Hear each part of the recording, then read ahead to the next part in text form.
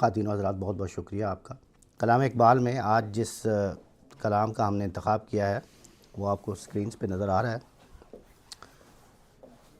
اس کا عنوان ہے حضور رسالت مآب میں صلی اللہ علیہ وسلم۔ اس کا مطلب ہے رسالت مآب صلی اللہ علیہ وسلم کے حضور میں، یعنی آپ کی خدمت میں، آپ کے سامنے۔ ویسے ہم حضور کو بھی حضور کہتے ہیں، لیکن اس میں اس کا سیاق بتاتا ہے، اس میں کا لفظ بتا رہا ہے کہ یہ حضور جو ہے اس کا مطلب ہے آپ کی حاضری میں، آپ کے سامنے، آپ کی خدمت میں۔ حضور رسالت مآب میں، یعنی رسالت مآب صلی اللہ علیہ وسلم کے حضور میں، آپ کی حاضری میں، آپ کی خدمت میں، یہ اس کا عنوان ہے۔ لکھتے ہیں، گراں جو مجھ پہ یہ ہنگامہ زمانہ ہوا، جہاں سے باندھ کر رفتے سفر روانہ ہوا۔ گراں کا مطلب ہے مشکل، بھاری، بوجھل۔ مجھ پر یہ ہنگامہ زمانہ، یعنی اس زمانے کا کیوس، اس کا ہنگامہ، یہ مجھ پر جب گراں ہوا تو میں اس جہاں سے رخت سفر باندھ کر روانہ ہو گیا۔ رخت سفر یعنی سفر کے لیے جو سامان آپ کے پاس ساز و سامان ہوتا ہے وہ لے کر یہاں سے میں روانہ ہو گیا۔ روانہ ہو گیا مطلب یہ کہ اس جہاں سے ہی میں نکل گیا، کیونکہ اس پورے نظام سے ہی، پورے زمانے کے جو نظام ہے، پورے زمانے کا جو یہ ہنگامہ ہے، کیوٹک سچویشن جو ہے یہاں کے نظام کی، اس سے تنگ آ کر میں یہاں سے نکل پڑا۔ آپ دیکھیں گے کہ اس نظم کا حسن جو ہے وہ بہت ساری اس میں خوبیاں ہیں اس نظم میں، اور خاص طور پہ یہ کہ یہ ایک بالکل آخر میں جا کے صرف ایک مصرعے میں آپ کو اندازہ ہوگا کہ علامہ صاحب کہنا کیا چاہتے ہیں، وہ بات کیا ہے، وہ پیغام کیا ہے۔ اب جانتے ہیں کہ ہمارے یہاں پہ ڈسکشن کا جو طریقہ میتھڈالوجی ہے، ہم 3 چیزیں جو ہیں وہ دیکھتے ہیں اپنے اس کو سمجھنے کے لیے۔ ایک یہ کہ ہم اس کے شعری محاسن دیکھتے ہیں کہ شعر کو شعر بنا دیا جس کلام نے، جس الفاظ کے انتخاب نے، جو تراکیب استعمال کی، جو استعارات استعمال کیے، جو تشبیہات استعمال کی، جو تلمیحات استعمال کی، اس میں جو صنائع بدائع کا استعمال ہوا، یہ سب سے پہلے مرحلے میں ہم دیکھتے ہیں کہ جس آپ یوں کہہ لیں کہ جس بات کو شاعری بنا دیا۔ بات تو سب کرتے ہیں، شاعری بھی سب کرتے ہیں، کلام تو سب لکھ لیتے ہیں۔ آپ جانتے ہیں کہ اس کے اندر کچھ لزوم ہوتے ہیں، تو ان کو ایک عام کلام کو اٹھا کر شاعری بنا دینا، شعر بنا دینا۔ یہاں شعر شعر سے میری مراد محض شاعری نہیں ہے، وہ شعر جو شعریت کے مقام پر پوری اترے، یہ جو اعلیٰ ترین کلام ہوتا ہے اس کو شاعری کہتے ہیں۔ تو وہ شاعری بنا دینا، یہ اس میں سب سے پہلا قدم جو ہے وہ اس کو کہتے ہیں شعری محاسن۔ یعنی وہ کیا محاسن ہیں جن کو ملحوظ رکھا گیا، وہ کیا الفاظ ہیں جن کا انتخاب کیا گیا، وہ کیا ترکیب ہیں جن کا استعمال کیا گیا۔ اور پھر اگر کوئی تشبیہ مثال کے طور پہ لائے ہیں اس جملے میں، تو اس کا مشبہ اور مشبہ بہی ایسا مطابقت رکھتا ہے، یعنی محض ایسے نہیں کہ ایک تشبیہ دے دی، بالکل ایسا لفظ ہوتا ہے کہ آپ اس سے بہتر کوئی لفظ چن نہیں سکتے، سوچ نہیں سکتے کہ یار اس سے بہتر بھی کوئی۔ پھر یہ کہ تشبیہ میں مثال کے طور پہ ایسی آپ کہیں ایسے پردے ہوتے ہیں کہ آپ بس کھولتے جائیں اور وہ کھلتی جائے گی، کھلتی ہی چلی جائے گی۔ جیسے قرآن مجید میں تشبیہات ہوتی ہیں نا، آپ کھولتے جائیں تو کھلتی چلی جائے گی، ایک کے بعد ایک، ایک کے بعد ایک۔ تو اس طرح کی چیزیں جو ہیں، اس کو میرا کہنے کا مطلب یہ ہے کہ یہ پہلی چیز ہے، اس کو ہم کہتے ہیں شعری محاسن۔ اس شعر کا حسن کیا ہے، اس کے محاسن کیا ہے، اس کی خوبیاں کیا ہیں۔ دوسرے مرحلے پہ ہم دیکھتے ہیں اس کے فنی محاسن کیا ہے۔ فنی محاسن سے میری مراد جو ابھی میں نے لنگوسٹک کچھ چیزیں آپ کو عرض کی نا، جیسے تشبیہات ہیں، استعارات ہیں، تلمیحات ہیں، یا صنائع بدائع میں مثال کے طور پہ ہمیں صنعت ایہام پر گفتگو کی تھی پچھلی دفعہ کہ وہ صنعت ایہام کیا ہوتی ہے وغیرہ وغیرہ۔ تو اس طرح کی چیزیں، یا لفظ و نشر مرتب غیر مرتب کی بھی بات ہم نے کی تھی کہ وہ کیسے مرتب اور غیر مرتب کو کس طرح ترتیب کے ساتھ لا کے اس کا ایک حسن بنا دیں، اس کو ہم کہتے ہیں فنی محاسن۔ یعنی آپ کہہ لیں ٹیکنیکلٹیز کہہ لیں کہ زبان کی ٹیکنیکلٹیز۔ تو یہ 2 مرحلے ہو گئے، اور تیسرا وہ آخری مرحلہ ہے جہاں پہ ہم دیکھتے ہیں کہ اس کا پیغام کیا ہے، وہ بات کیا ہے جو کہنا چاہ رہے ہیں، وہ مضمون کیا ہے۔ تو یہ اسی ترتیب سے ہمیں دیکھنا چاہیے۔ اس پہ میں زیادہ، یہ ہر ایک کی اپنی اپنی ایک پیڈاگوجی ہوتی ہے نا، ایک اپنی میتھڈالوجی ہوتی ہے بات کرنے کی، پڑھانے کی۔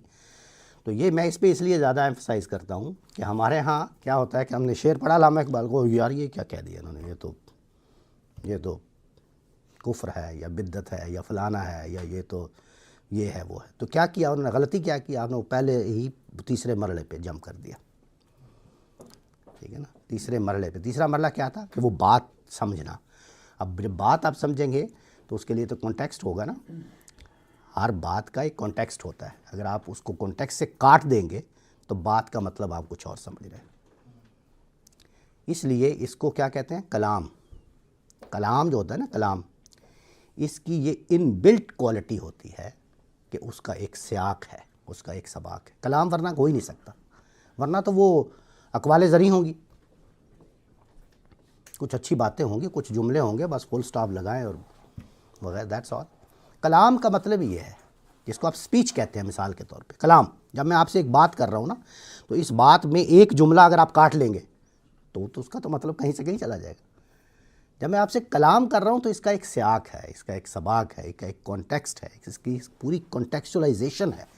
وہ نہ صرف یہ کہ ہسٹوریکل کانٹیکسچولائزیشن ہوتی ہے، بلکہ اس کی ٹیکسچول کانٹیکسچولائزیشن بھی ہوتی ہے کہ اس کی کلام کے اندر کیا بات ہے. تو کہنے کا مطلب یہ ہے کہ اس طرح ہمیں جمپ کر کے ایک دم غالب ہوں، اقبال ہوں یا کوئی اور شاعر ہوں یا کوئی اور صاحب علم ہوں، ہمیں اس کا کانٹیکسٹ کاٹ نہیں دینا چاہیے. اگر آپ کانٹیکسٹ کاٹ دیں گے تو پھر آپ اس پہ تنقید جو کریں گے وہ غیر مناسب تنقید ہوگی، وہ غیر علمی تنقید ہوگی. کہنے کا مطلب یہ ہے. تو آپ اس بات کو سمجھیں کس کانٹیکسٹ میں وہ بات ہو رہی ہے. تو یہاں پہ آپ دیکھیں گے یہ پوری نظم ایک طرف اور اس پوری نظم کا ایک آخری مصرع ایک طرف، صرف ایک مصرع. تو باقی ساری نظم میں آپ یوں کہہ لیں دوسرے الفاظ میں کہ آپ سٹیپ 1 اور سٹیپ 2، آپ کو یاد ہے اب سٹیپ 1 سٹیپ 2 کیا ہے؟ ابھی میں نے عرض کیا نا، مرحلہ پہلا مرحلہ اور دوسرا مرحلہ کیا ہے؟ شعری محاسن اور فنی محاسن. کیا الفاظ کا انتخاب ہے، کیا وہ بات ہے، اس کو کس طرح شعر بنا دیا ہے. اعلیٰ کلام جس کو کہتے ہیں، اعلیٰ ادب. شعر تو پھر میں عرض کر رہا ہوں نا، کوئی بھی لکھ سکتا ہے. شعر کے لیے تو 2 4 5 چیزیں ہیں نا. ردیف قافیے کا خیال رکھنا ہے، ایک بحر ہے، ایک وزن ہے، ایک یعنی اور تھوڑی بہت 2 4 چیزیں ہوں گی. یہ بالکل ایسے ہی جیسے میں نے مثال دی تھی کہ چائے تو کوئی بھی بنا سکتا ہے، لیکن یہ کہ وہ اچھی چائے کس نے بنائی ہے، وہ حالانکہ انگریڈینٹس وہی ہیں، چائے کے انگریڈینٹس تو وہی ہیں. تو شعر کے انگریڈینٹس تو ہم میں سے کتنے شاعر لوگ بیٹھے ہوئے ہیں یہاں پہ جو کلام لکھتے ہیں. اعلیٰ ادب کیوں نہیں بن پاتا؟ اور کلام الفاظ بھی وہی ہیں. ایسا تو نہیں کہ وہ کوئی الفاظ کہیں اور سے لے کے آئے، یہی الفاظ ہیں جو ہم استعمال کرتے ہیں وہی کرتے ہیں. تو اصل بات یہ ہے کہ اس کا شعری محاسن میں دیکھنا ہوتا ہے کہ کیا الفاظ ہیں جو اس بات میں جس کے لیے انتخاب کیا گیا ہے، پھر اس کے لیے کیا کیا تراکیب بنائی گئی ہیں، کیا تلمیحات کس چیز کو کنیکٹ کیا گیا ہے، تشبیہ دی ہے تو مشبہ بہی کا خیال رکھا بھی ہے کہ نہیں، وغیرہ وغیرہ، یہ ساری چیزیں. اور پھر آخری مرحلے میں آ کے اس کا پیغام. تو آپ دیکھیں گے اس کا ایک مصرع، اس پوری نظم کا آخری مصرع ترازو میں ایک طرف ہے اور باقی ساری نظم جو ہے وہ ایک طرف ہے. تو پہلے 2 مرحلوں میں آپ کو باقی نظم دیکھنی ہے اور تیسرے مرحلے میں جا کے تیسرا آخری مصرع جو ہے وہ تیسرے مرحلے کو بتائے. یہ بات واضح ہوگی؟ یہ میں نے کی کوئی سوال تو نہیں ہے؟ واضح. تو اب ہم شروع کرتے ہیں. گراں جو مجھ پہ یہ ہنگ. جی پلیز. ہاں جی، گڈ کوشچن، بتائیں جی. یہ میرا جہاں تو خیال ہے بال جبریل میں ہے. میرا بھی یہی جی نہیں، بانگ درا میں تو نہیں ہے، بال جبریل جی. ہاں یہ اچھا سوال میں نے اس لیے کہا، وہ آپ نے پہلے وہ اس لیے اصل میں یہ جو ہم یہاں پڑھ رہے ہیں یہ کوئی ایک ترتیب سے کوئی ایک کتاب نہیں. ابھی بھی آپ دیکھیں گے آج میں 3 4 کتابوں میں سے مختلف کلام پڑھیں گے ہم، چھوٹے چھوٹے ٹکڑے. تو کیا وجہ ہے یہ میرے اس طرح پڑھانے کی، کیا وجہ یعنی پڑھنے کی، یہ ڈسکشن کی کیا، ہم کیوں نہیں، السلام علیکم، کیوں نہیں ہم ایک ترتیب سے ایک جگہ سے شروع کر لیتے؟ اور یہ ہے نا. تو میں نے یہ عرض کیا تھا کہ اس کی وجہ یہ کہ میں ہر ایک ٹیچر اپنے مختلف طریقوں سے پڑھا رہے ہوتے ہیں اور بہت اچھا. میرا یہ ہے کہ میں اس کو تھیمیٹک کیٹیگرائزیشن کے تحت کر رہا ہوں. آپ کو یاد ہوگا ہم نے سب سے پہلی جہاں سے شروع کیا تھا تو ہم نے تصوف پہ کلام کیا تھا. میری نوائے شوق سے شور حریم ذات. تو تصوف ایک تھیم ہے، تصوف ایک مضمون ہے جس پر شاعری کی جا رہی ہے. اب آپ کیا تھیم یوز کریں؟ آج وہ آخری مصرے میں پتہ چلے گا. آخری مصرے، اس نظم کے آخری مصرے میں پتہ چلے گا کہ آج کا تھیم کیا ہے. تو یہ رباعیات میں ہے غزلیات؟ رباعی نہیں، نظم ہے، پوئم ہے. ہاں، تو اس کے آخری مصرے میں آپ کو پتہ چلے گا کہ آج کی تھیم کیا ہے. اور اس کے بعد ہم نے تصوف کے بعد فلسفے پر بھی گفتگو کی تھی، آپ کو یاد ہوگا. ایک فلسفہ زدہ کیا تھا، سید زادے کے نام، وہ نظم ہم نے پڑھی تھی. ہاں، یہ ہوتا ہے کہ ہم اس پوئم کے ساتھ کوئی چھوٹے موٹے اور قطعات، کوئی اشعار یا کوئی قطع یا کوئی رباعی بھی پڑھ لیتے ہیں تاکہ وہ اس تھیم کو اچھی طرح واضح کر دیں ہم اپنے آڈینس پہ. تو آج بھی اس پوئم کے علاوہ بھی ہم 2-4 اور چیزیں دیکھیں گے جس سے بالکل واضح ہو جائے گا کہ وہ پیغام کیا ہے جو وہ دینا چاہتے ہیں، وہ بات کیا ہے جو دینا. ٹھیک ہے جی، سر یہ بانگیہ درہ میں ہے. باقی طرح بھی ہے. اچھا نہیں، آپ صحیح کہہ رہی تھیں. اچھا آپ کہہ رہی تھیں، ایکسیلنٹ، جزاک اللہ. گراں جو مجھ پہ یہ ہنگامہ زمانہ ہوا، جہاں سے باندھ کر رخت سفر روانہ ہوا. مجھ پر زمانے کا یہ ہنگامہ، یہ جو کیوٹک سچویشن ہے، یہ جو ہنگامہ ہے، یہ جب مجھ پہ گراں ہوا تو پھر میں نے اپنا سامان اٹھایا، اپنی گٹھڑی باندھی اور میں یہاں سے روانہ ہو گیا، اس جہاں سے روانہ ہو گیا.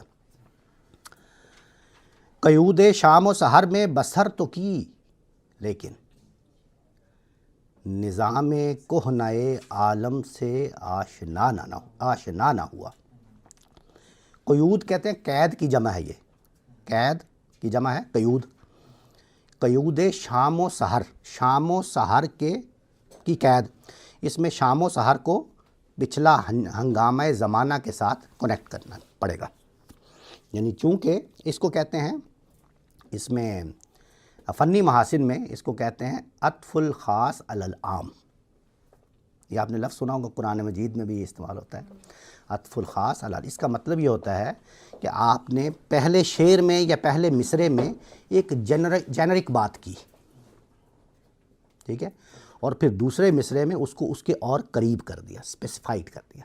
جیسے آپ کو یاد ہے نا، سلسلہ روز و شب، نقش گرے حادثات، سلسلہ روز و شب، اصل حیات و ممات. اب دیکھیں اوپر کیا تھا، سلسلہ روز و شب، نقش گرے حادثات. حادثات واقعات کو کہتے ہیں، ایونٹس، جو کچھ بھی یہاں ہو رہا ہے حادثات. لیکن دوسرے مصرے میں اصل حیات و ممات کا لفظ، یعنی زندگی اور موت کا لفظ لے کے آپ اس کو انسان کے قریب کر دیا کہ حادثات ایسا نہیں کہ کائنات کے سارے حادثات، انسان کے، اس کو کہتے ہیں عطف الخاص علی العام. تو یہاں پہ کیا کیا، اوپر آپ نے ہنگامہ زمانہ کہہ دیا اور اس کو پھر بالکل قریب کر دیا شام و سحر کہہ کے، کہ شام و سحر کا جو ہنگامہ ہے. اب دوسرے الفاظ بھی یوں کہہ لیں. اور اس کو ایک اور استعمال اس کے لیے کہتے ہیں، یہ مطلب آپ شام و سحر جب استعمال کیا تو اس کو کہتے ہیں احاطے کا مضمون. احاطے کا مضمون مطلب ہے کہ آپ نے ایک اس کو شام و سحر کہہ کے نا ہر چیز کو اس میں سمیٹ دیا، ہر چیز کو. جیسے میں کہتا ہوں نا کہ یار یہ بات تو صبح و شام ایسا ہی ہو رہا ہے، تو میں نے کیا کہا، صبح و شام. تو کیا کیا، یعنی اس کو پورے ہر چیز کو اس کے اندر سمیٹا. اس کو کہتے ہیں احاطے کا مضمون. یہ کیا ہے، یہ چیزیں کیا ہیں، یہ فنی محاسن ہیں، ٹھیک ہے. تو قیود شام و سحر میں بسر تو کی، لیکن نظام کہنۂ عالم سے آشنا نہ ہوا. کہنا پرانا، قدیم، کہنۂ عالم، نظام کہنۂ عالم کی اس قدامت، یعنی اس عالم یعنی دنیا، یہ کائنات، اس دنیا سے اور شام و سحر کے حساب سے بھی عالم کا لفظ لیا ہے. تو یہ دیکھیں نا، یہ ساری چیزیں اسی مطابقت سے. نظام کہنۂ عالم یعنی اس عالم کے نظام کی قدامت، اس سے میں آشنا نہیں ہوا. آشنا نہیں ہوا مطلب کیا ہے کہ اس کے ساتھ میری کمپیٹیبلٹی نہیں ہو سکی. ویسے تو آشنا کا مطلب ہوتا ہے کہ جان پہ، لیکن یہاں پہ کیا ہے کہ اس کے ساتھ میں کیا کہتے ہیں کہ کمپیٹیبلٹی نہیں ہو سکی میری، جی میری اس کے ساتھ جو ہے نا مطابقت نہیں ہو سکی. اس لیے میں نے یہاں سے اپنی گٹھڑی باندھی، رخت سفر لیا اور پھر میں اس جہاں سے نکل گیا. واضح ہے جی اب تک؟ اس کے بعد کیا ہوا،